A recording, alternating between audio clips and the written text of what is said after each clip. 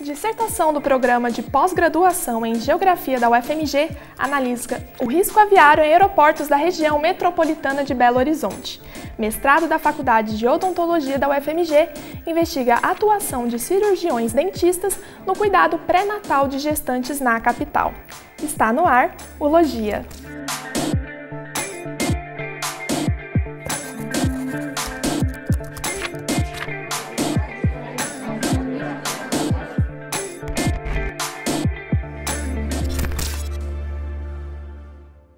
Olá, seja bem-vindo ao programa Logia.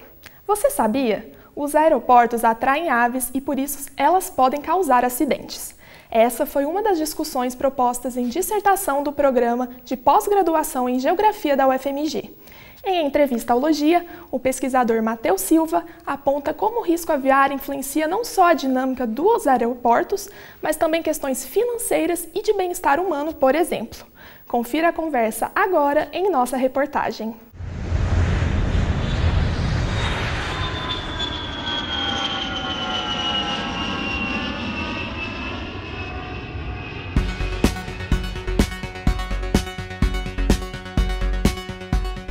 Desenvolvida no programa de pós-graduação em Geografia da UFMG, a dissertação de Matheus Silva apresenta problemáticas em torno do conceito de risco aviário, a probabilidade de contato entre aves e aeronaves em ambientes de aeroportos. O grande problema disso, principalmente, é o risco à vida humana e também você tem diversas consequências financeiras para a atividade. A compreensão do risco aviário, a gente vai ter que passar por duas áreas muito importantes, que seriam a área de ecologia e a área de transportes. Então, o grande objetivo do trabalho foi buscar uma nova perspectiva, uma nova abordagem para o estudo desse conceito, que seria o estudo do território, o estudo do espaço do entorno dos aeroportos como o grande fator que condiciona a ocorrência desse fenômeno. Na pesquisa, Matheus analisa o risco aviário a partir de 4 espécies de aves: o carcará, o urubu, a pomba asa branca e o quero-quero. A aparição das espécies foi estudada na região de 3 aeroportos de BH, Carlos Prates, Confins e Pampulha. O pesquisador compreendeu os fatores que atraem as aves. Para o urubu, já é até notório na literatura, a gente conseguiu ver que áreas de resíduos sólidos que são as grandes atratividades para essa espécie. Agora, quando a gente pega o pombão e o quero-quero, a gente já viu que áreas com menor densidade de vegetação, com uma maior abertura, são mais propícias para a presença dessas espécies. Então, como eu analisei os aeroportos de Confins, Pampulha e Carlos Prates, a gente tentou fazer essa associação tanto da severidade, do grau de importância que um acidente com essa espécie teria e também com a presença da espécie na região.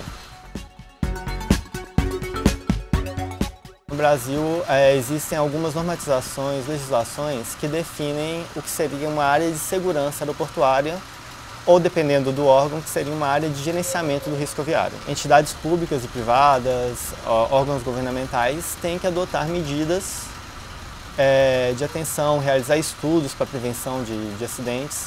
Então essa é uma perspectiva legal que a gente tem.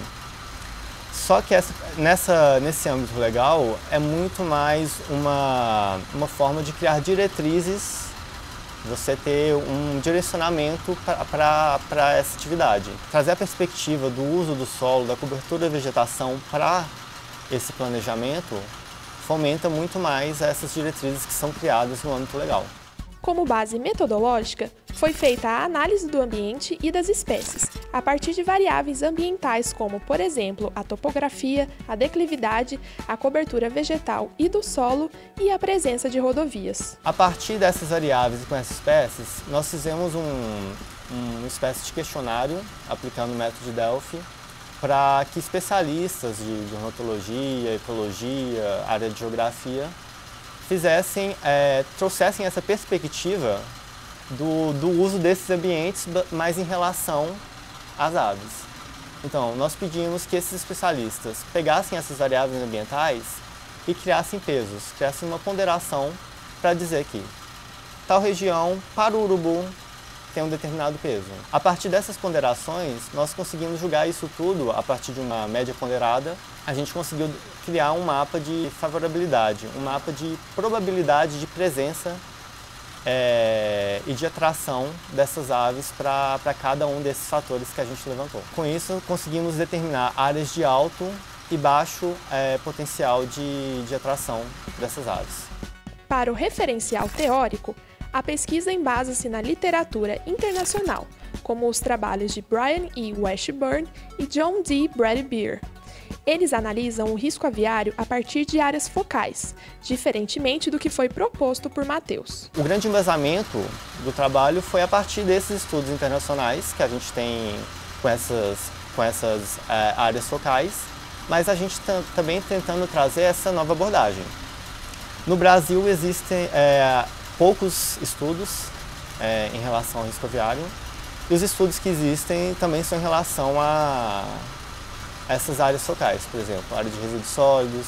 Existem estudos também associando, por exemplo, a presença de matadouros com a presença de aves em relação aos aeroportos. Com essa complexidade de associar o uso da terra, cobertura de vegetação com outras variáveis ambientais, não existe ainda no Brasil. Quando você traz o aspecto do espaço para isso, você facilita a aplicação de atividades mitigadoras, atividades de prevenção e atividades inclusive de correção para o problema existente. A partir da análise dos 3 aeroportos, Matheus conclui: as atividades aeroviárias nos aeroportos da Pampulha e de Carlos Prates são diferentes quando relacionadas ao Aeroporto Internacional de Confins, trazendo sérios riscos à região.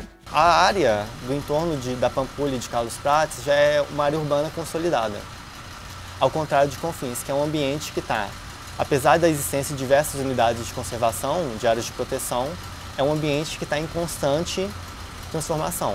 Então, a composição ao redor do aeroporto de Confins, a gente consegue observar que você tem tanto a área urbana, você tem áreas de preservação, você tem áreas de agricultura, corpos hídricos, áreas de mineração, ou seja, você tem um leque de ambientes. Então, quando a gente pega os mapas de favorabilidade para Confins, a gente consegue observar que esse vetor norte da região metropolitana, que é inclusive um dos grandes vetores de urbanização, de investimentos de atividades tanto pública como privada, a gente consegue ver que essa é justamente a área com maior necessidade de atenção para o risco aviário. Uma grande perspectiva, uma grande abordagem que os resultados podem dar é no planejamento desses novos empreendimentos, no planejamento dessas novas modificações desse ambiente do vetor norte da região metropolitana, você trazer também a perspectiva de mitigação e prevenção do risco aviário.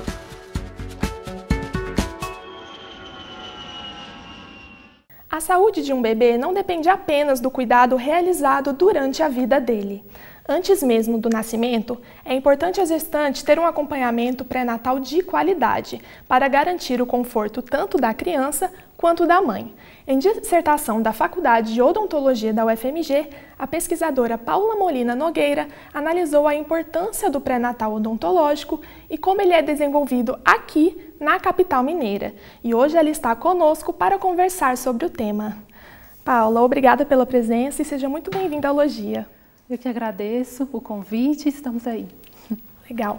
Bom, Paulo, então no Brasil a gente tem diversas políticas públicas, que asseguram à mulher um bom planejamento reprodutivo.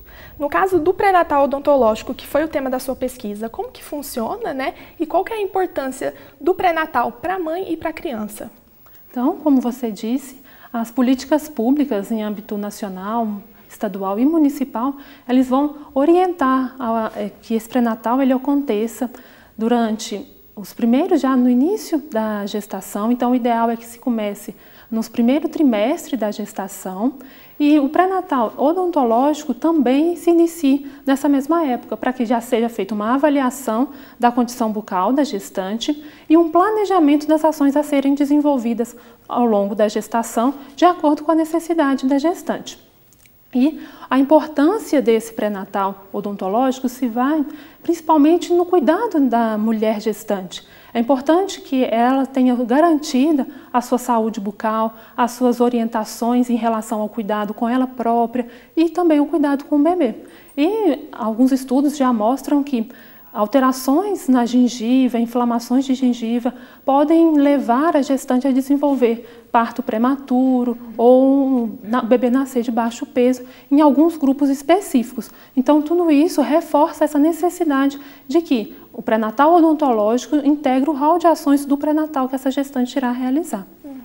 Sim, no caso da sua pesquisa, né, você avaliou a atuação dos cirurgiões dentistas da rede pública aqui de BH no cuidado a essas gestantes, né? Então, especificamente aqui na capital mineira, como que o pré-natal odontológico é realizado? O pré-natal, né, conforme a orientação das políticas públicas, ele vai seguindo as consultas. Então, em geral, a gestante ela faz 6 consultas de pré-natal e no meio nesses atendimentos, a gente encaixa o pré-natal odontológico, que ele faz parte das ações a serem desenvolvidas ao longo do pré-natal. E o pré-natal odontológico, ele vai de suporte em parceria com a pré-natal que é realizado pela enfermagem, pela medicina, tudo isso para trazer um bem-estar para essa gestante e futuramente para o bebê. E como que funcionou a coleta de dados para a sua pesquisa, Paula? Então, foram convidados para participar da pesquisa todos os cirurgiões dentistas da atenção primária da saúde pública do município de Belo Horizonte. Eles foram convidados e aí eles participaram de forma a responder um questionário com questões abertas e fechadas sobre o atendimento odontológico à gestante. E a partir dessas informações que vocês retiraram, né, das entrevistas, quais que foram as dimensões também consideradas para essa análise? Então, o questionário, que foi o nosso instrumento de coleta de dados, ele tinha uma caracterização desse cirurgião dentista e as dimensões acesso, que é como essa gestante ela consegue chegar nesse serviço odontológico, então ter acesso a esse serviço, a adesão, que é se essa gestante ela finaliza esse tratamento, se ela faz a sua primeira consulta e termina o tratamento odontológico, então ela adere a essa proposta. A dimensão relacionada às ações coletivas, que, de acordo com as políticas públicas, também faz parte do rol de ações do pré-natal odontológico, essas orientações de forma coletiva para essas gestantes, e o atendimento individual, avaliando as questões relacionadas aos procedimentos realizados durante a gestação, à prescrição de medicamentos, ao encaminhamento para radiografia, e o anestésico utilizado. Então, tudo acesso, adesão, atividade coletiva e atendimento individual foram as dimensões do estudo. Bom, Paulina, no seu trabalho, né, você afirma que ainda existem dificuldades de acesso ao tratamento pré-natal odontológico por algumas gestantes, né? Então, quais seriam os motivos para isso acontecer? Então, durante o pré-natal, essas gestantes elas apresentam muitas consultas, então tem consultas com outros profissionais e isso muitas vezes elas precisam organizar uma agenda para conseguir, né, realizar essas consultas, esses atendimentos e muitas vezes essas gestantes elas trazem mitos e crenças que foram passados de geração para geração que afastam essas gestantes do consultório. Então há crença de que o tratamento odontológico pode fazer mal ao bebê, o que todos os estudos que já foram realizados já desmistificaram isso, que o tratamento odontológico ele é benéfico para a mãe e é seguro para o bebê. Então é importante que essas gestantes elas entendam que o tratamento odontológico durante a gestação ele pode ser realizado e aí que ela tenha acesso a essas consultas e desenvolva o tratamento necessário ao longo da gestação. E falando um pouquinho agora sobre o referencial teórico, né, do seu trabalho, você utilizou então literatura científica, né, e também documentos oficiais referentes a políticas públicas do país, né? Então, como que esses dados, né, tanto a literatura quanto os documentos, dialogaram com a sua proposta de pesquisa? Então, esse questionário ele foi elaborado baseado em todas essas políticas públicas que já direcionam o atendimento à gestante e a literatura traz algumas informações que geralmente são utilizadas nessas abordagens. Então, se o profissional atende gestantes, se ele se sente seguro para atender essas gestantes, são questões que são difundidas na literatura. E aí, aqui no estudo que nós fizemos, foi encontrado que, em geral, os profissionais eles atendem a gestante. Então, 97% dos dentistas afirmaram que atendem as gestantes como rotina do tratamento e 95% relataram que eles se sentem seguros para realizar essa consulta. Então, a literatura conversa, né, em relação a essas questões, que são importantes de serem analisadas para a gente, inclusive, compreender se as políticas públicas elas estão sendo efetivadas dentro das unidades básicas de saúde. Você poderia citar para a gente assim, alguns autores como exemplo assim, da literatura científica que você analisou e utilizou para o trabalho? Então, a gente se embasou muito nas políticas públicas, que são um direcionamento, e aí, a nível federal, a Política Nacional de Saúde Bucal, ela traz essas referências, essas orientações em relação aos procedimentos, aos cuidados odontológicos durante a gestação, e as políticas a nível estadual e principalmente municipal, que a gente tem um protocolo forte em Belo Horizonte que orienta sobre acesso, sobre adesão, sobre o atendimento individual, atendimento coletivo, tudo isso fortalecendo o questionário. E autores, a gente trabalha com autores muito renomados em relação ao atendimento à gestante. A Moimaz, ela faz esse estudo desde 2000 e aí tem também trabalhos em relação ao atendimento à gestante, ao cuidados odontológicos durante a gestação, a gestante enquanto usuária do serviço de saúde. Então, tudo isso vai sendo multiplicado na nossa pesquisa. Uhum. E a partir desses dados, que vocês escolheram e analisaram, quais foram os principais resultados da pesquisa? Então, nós conseguimos observar que, em relação ao acesso dessas gestantes, foi feita uma análise de conformidade e aí, de acordo com o que a literatura traz, com o que esses autores trazem, do que seria o ideal para essas dimensões, acesso, adesão, atendimento individual e coletivo.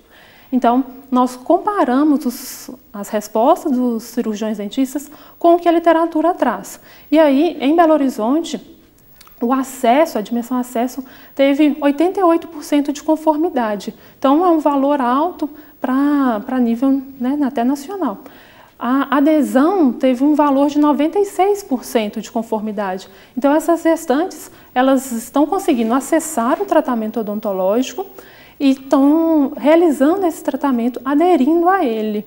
Em relação às atividades coletivas, aí nós tivemos um valor um pouco mais baixo, foram 33% de conformidade, porque os profissionais eles relataram que há ações coletivas na unidade para a gestante. Então, 55% falam que na unidade dele acontece, mas apenas 37% dos dentistas participam dessas ações coletivas. E em relação à última dimensão, que é o atendimento individual, nós tivemos 23% de conformidade. Isso principalmente pela dificuldade em relação aos encaminhamentos para a radiografia, que há ainda muitos mitos relacionados a encaminhar a gestante para fazer radiografia durante a gestação, mas que também os estudos já mostram que é seguro realizar radiografia odontológica durante a gestação.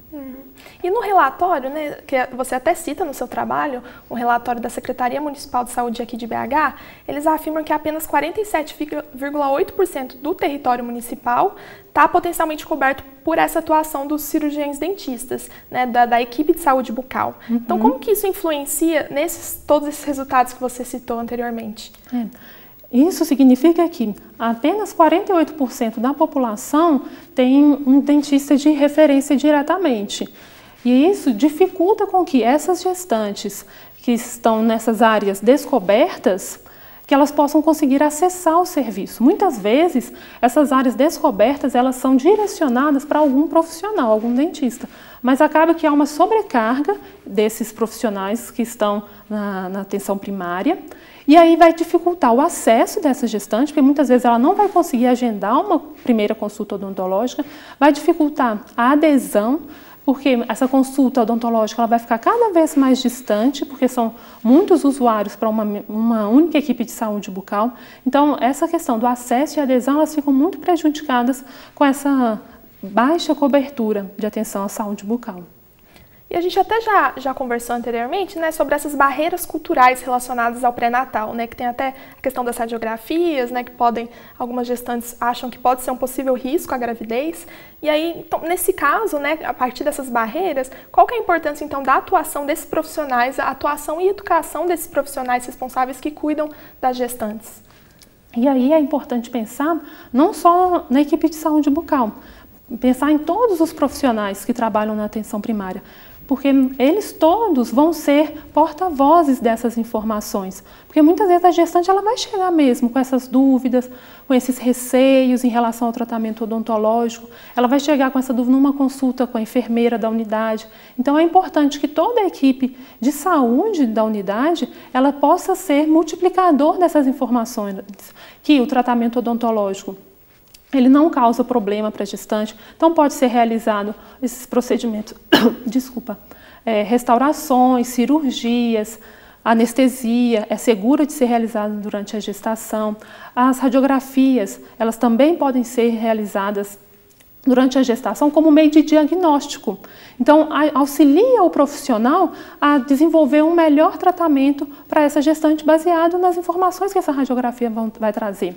Então, a radiografia odontológica ela pode ser realizada durante a gestação, assim como o tratamento em geral. Então, é importante que todos os profissionais de saúde sejam multiplicadores dessas informações para que elas cheguem às gestantes e elas podem ser beneficiadas desse tratamento. Bom, agora, de forma bem objetiva, porque nosso tempo infelizmente está acabando, Paula, como que a sua pesquisa, então, ela pode auxiliar de forma prática, né, no serviço público de qualidade odontológico aqui de BH? Então, o estudo já trouxe alguns avanços, a gente já tem avanços das políticas em relação ao acesso dessas gestantes, estratégias para favorecer esse acesso da gestante ao tratamento. E aí, o que esse estudo vai trazer é esse direcionamento, aonde a gente precisa atuar em relação a esses profissionais. Que esses profissionais de saúde eles possam ser parceiros no atendimento à gestante, então trabalhar em conjunto com os outros profissionais da unidade, que haja uma capacitação também para esses cirurgiões dentistas, porque como conversamos anteriormente, há ainda algumas dúvidas em relação ao encaminhamento para radiografia, o anestésico ideal a ser utilizado em gestante. Então tudo isso também fortalece a necessidade de que esses profissionais tenham uma educação permanente, para que esse atendimento à gestante seja prestado com qualidade. E então, nesse sentido, o trabalho vai acrescentar para o serviço esse fortalecimento da atenção primária. Paula, muito obrigada. Infelizmente o nosso tempo acabou, né? Mas eu queria agradecer novamente por você ter aceitado o nosso convite em participar aqui do programa e parabéns pela sua pesquisa, viu? Muito obrigada, eu agradeço o convite e me coloco à disposição para o que precisarem. Obrigada. E o Logia deste mês termina agora. Muito obrigada pela companhia e até o próximo programa.